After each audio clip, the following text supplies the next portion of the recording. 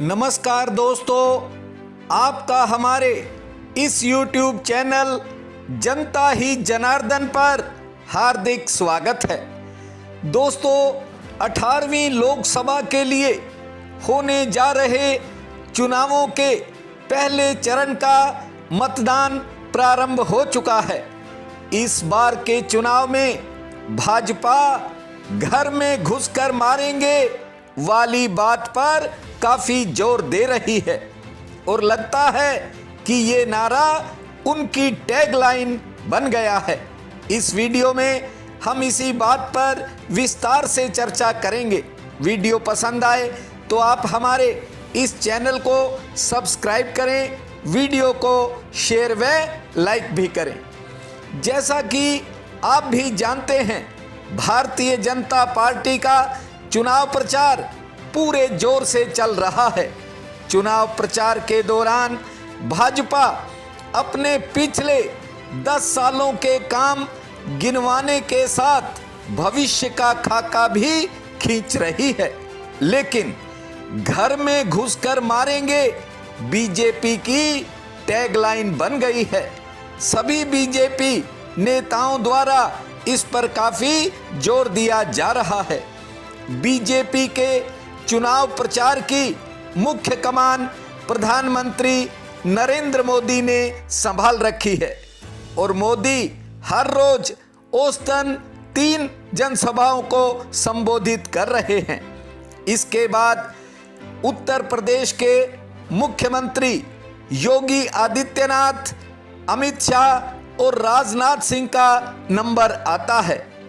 S Jaishankar भी मोदी सरकार की नीतियों के बारे में पत्रकारों को बताते नजर आ रहे हैं। बीजेपी के प्रधान जेपी नड्डा, निर्मला सीतारमण और असम के मुख्यमंत्री हेमंत बिश्व शर्मा भी प्रचार में मुख्य भूमिका निभा रहे हैं। बीजेपी चुनाव प्रचार में कट्टरवाद, आतंकवाद और राष्ट्रीय सुरक्षा को मुख्य मुद्दा बना रही है। सभी नेताओं द्वारा घर में घुसकर मारेंगे पर खास तौर पर जोर दिया जा रहा है। 2019 लोकसभा चुनाव के समय मोदी सरकार ने पाकिस्तान के बालाकोट में एयर स्ट्राइक की थी। इस चुनाव पाकिस्तान में भारत को वांछित आतंकवादियों को चुन चुनकर मारने का सिलसिला चल रहा है। आमिर सरफराज उर्फ तांबी इस कड़ी में ताजा उदाहरण है। तांबी पर लाहौर की कोट लखपत जेल में भारतीय कैदी सरबजीत की निर्मम हत्या करने का आरोप है। 2013 में सरबजीत की हत्या के समय आमिर सरफराज भी लाहौर की जेल में बंद था। सरफराज को 2 अज्ञात गनमैन ने लाहौर में उसके घर में घुसकर गोलियों से उड़ा दिया। सरफराज के 25 गोलियां लगी थी और ज्यादा खून बह जाने से उसकी मौत हो गई थी।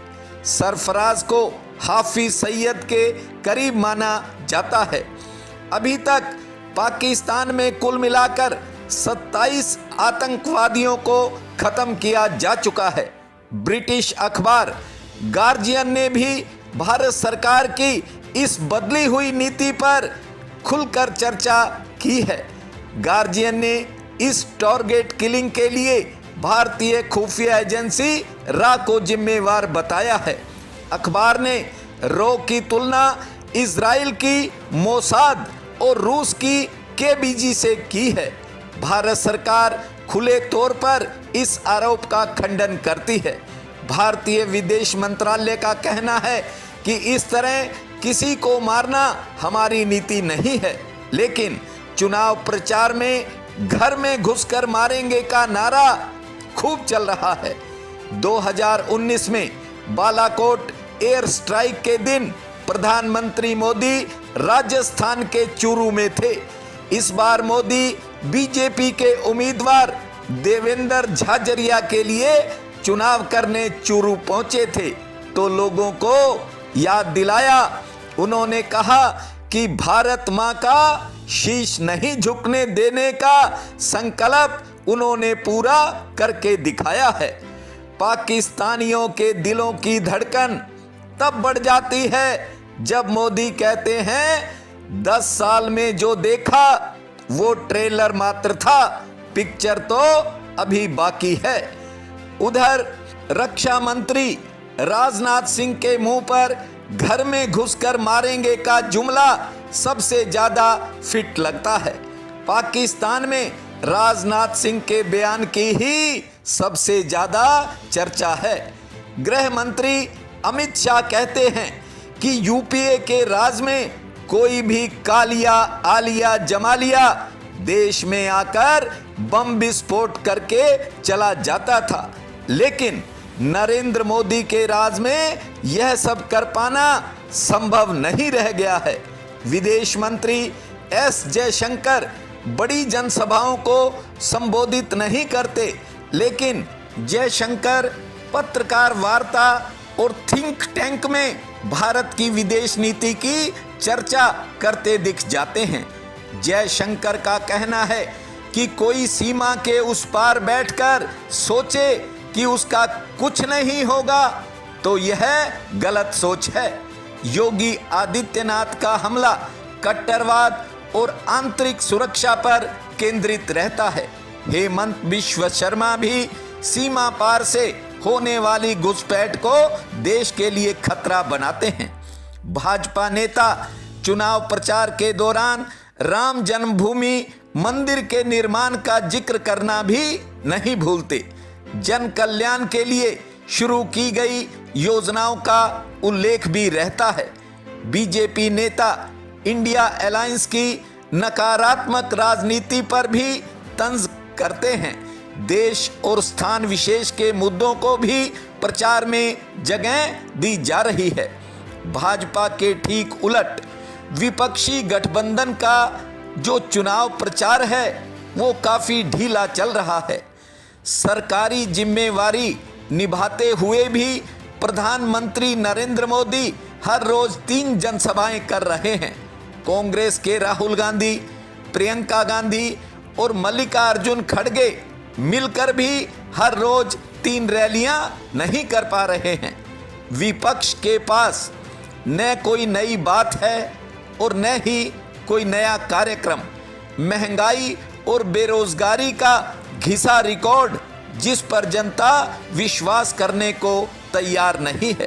कांग्रेस ने अपने व्यवहार से अपने को आजादी के बाद की मुस्लिम लीग बना लिया है। एक तरफ भाजपा 400 पार की लड़ाई लड़ रही है तो कांग्रेस बीजेपी की कुछ सीटें कम करने के लिए जोर लगा रही है। जानकारों का मानना है कि 18वीं लोकसभा में कांग्रेस की गिनती काफी कम हो सकती है, जो कि भारतीय लोकतंत्र के लिए सबसे ज्यादा दुर्भाग्यपूर्ण कुछ और नहीं हो सकता। इस वीडियो में इतना ही। मिलते हैं एक नए वीडियो के साथ, तब तक के लिए आपका बहुत बहुत धन्यवाद।